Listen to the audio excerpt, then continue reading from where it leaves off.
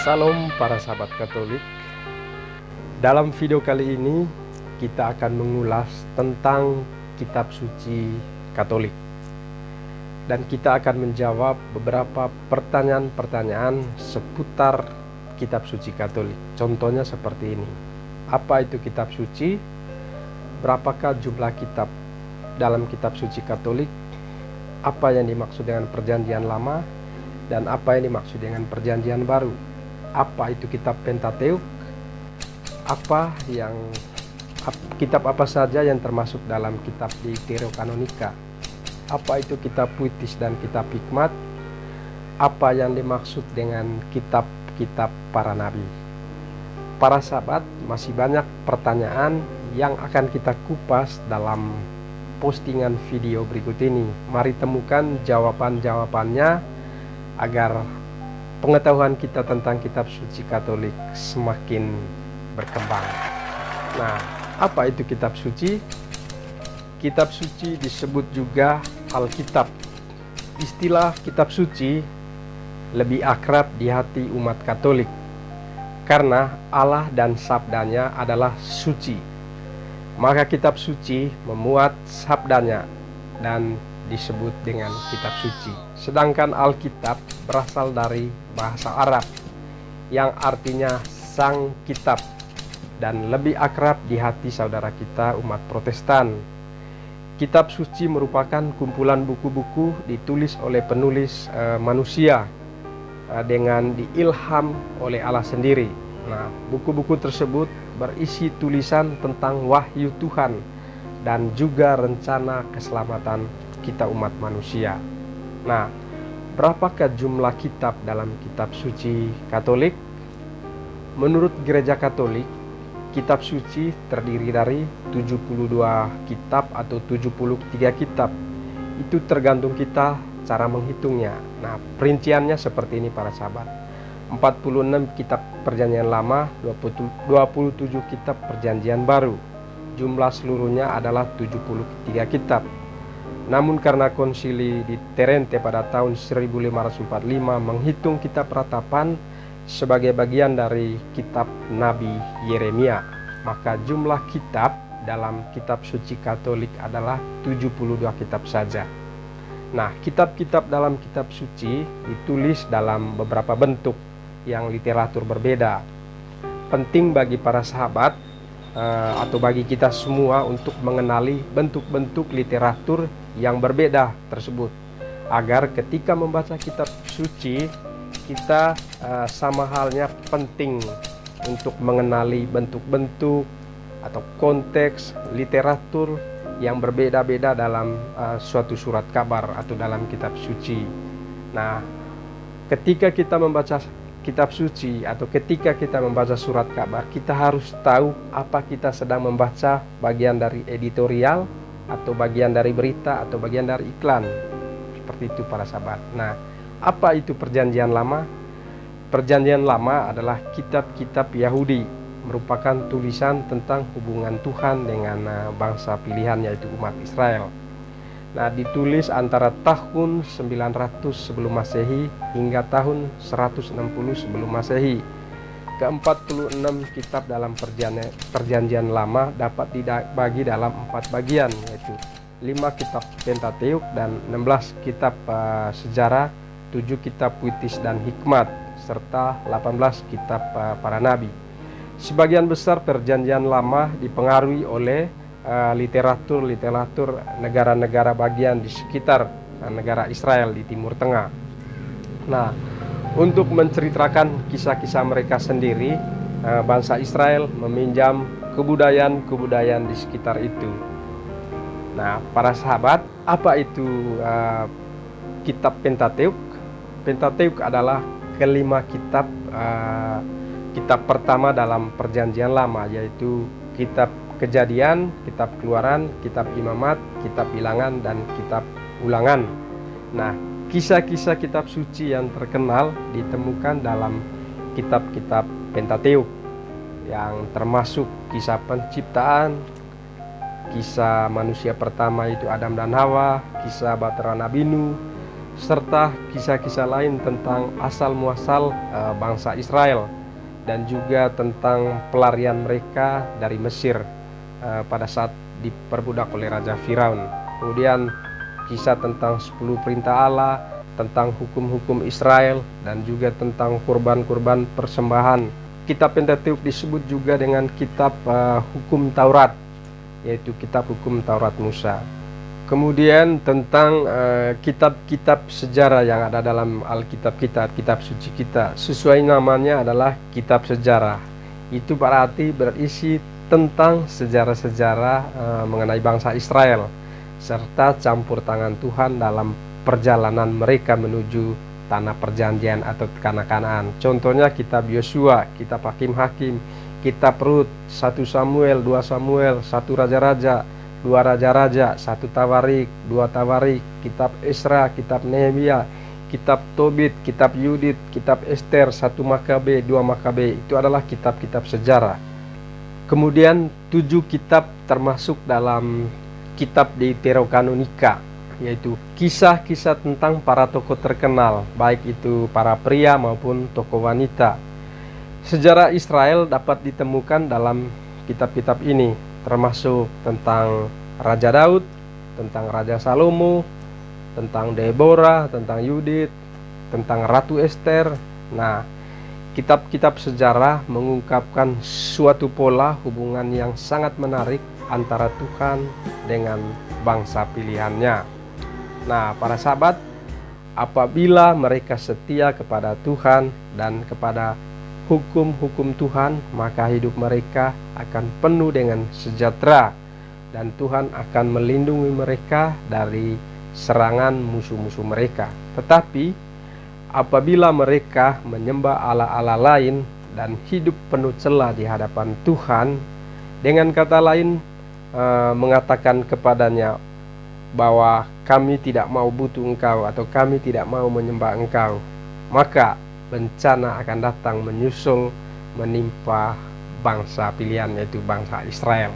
Dan mari kita baca di kitab-kitab sejarah juga para sahabat.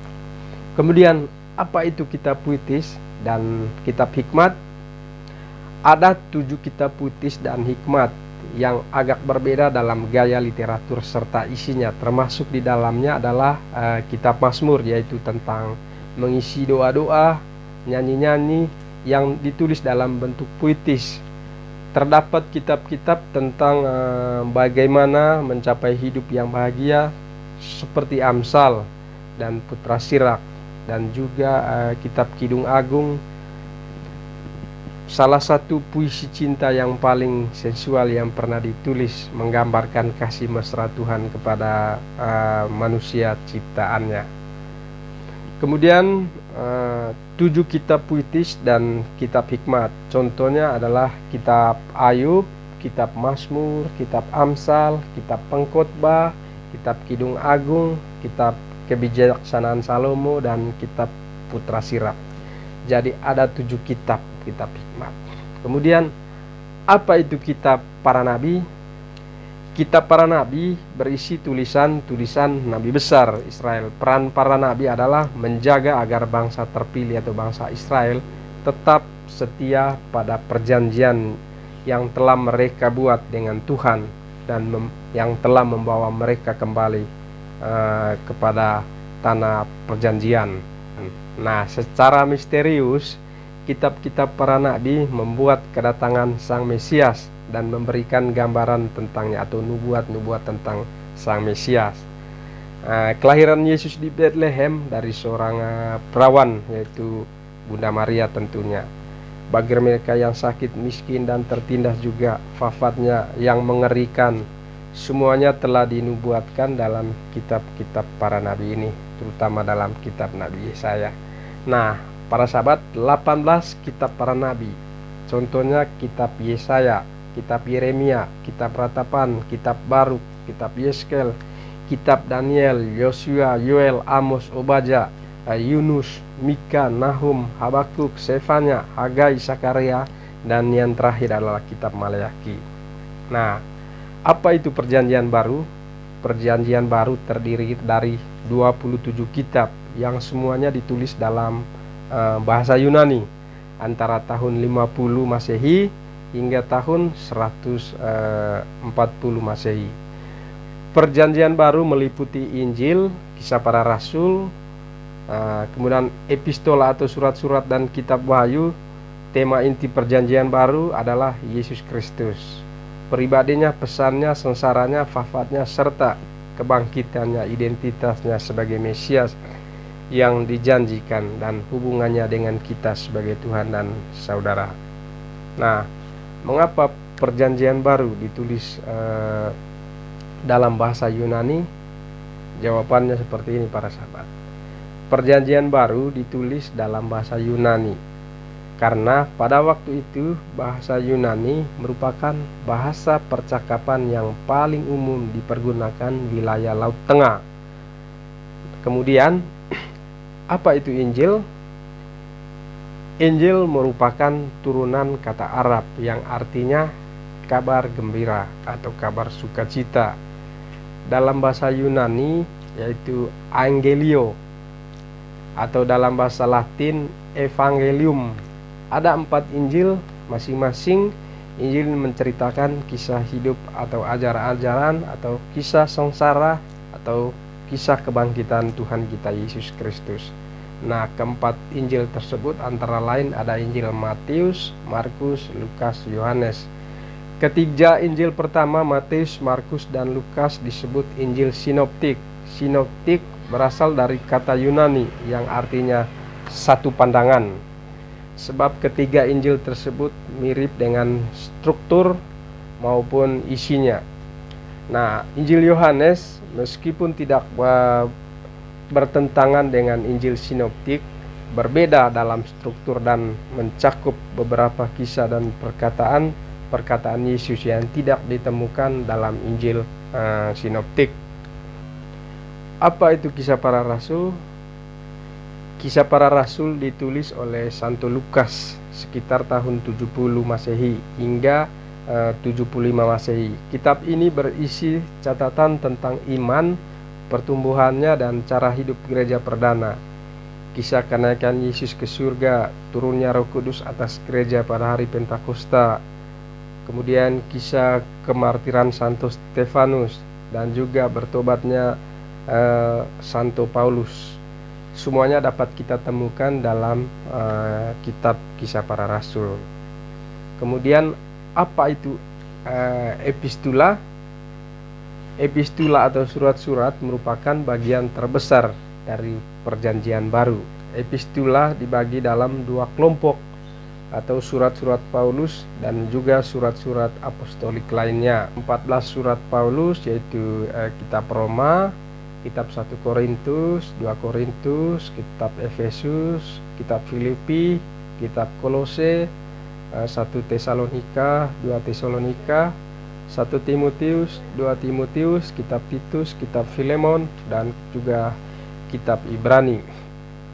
Nah, surat-surat apostolik dimaksudkan untuk ditujukan bukan kepada suatu komunitas atau individu tertentu, tetapi lebih kepada pembaca yang lebih universal atau Katolik. Nah, surat-surat apostolik ditulis oleh beberapa penulis antara tahun 65 Masehi hingga tahun 95 Masehi.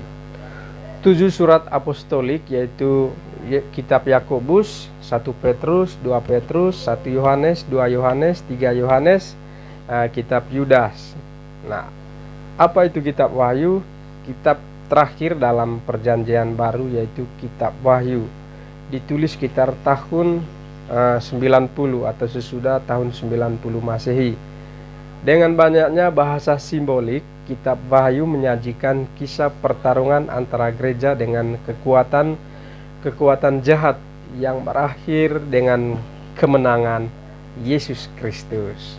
Nah, para sahabat, meskipun kitab Wahyu menuliskan penglihatan yang mengerikan akan apa yang terjadi di masa yang akan datang atau masa depan, kitab Wahyu pada pokoknya atau pada dasarnya merupakan pesan pengharapan bagi gereja atau bagi kita semua.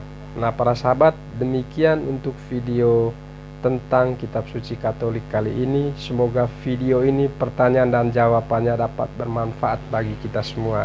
Amin. Tuhan Yesus memberkati kita. Amin.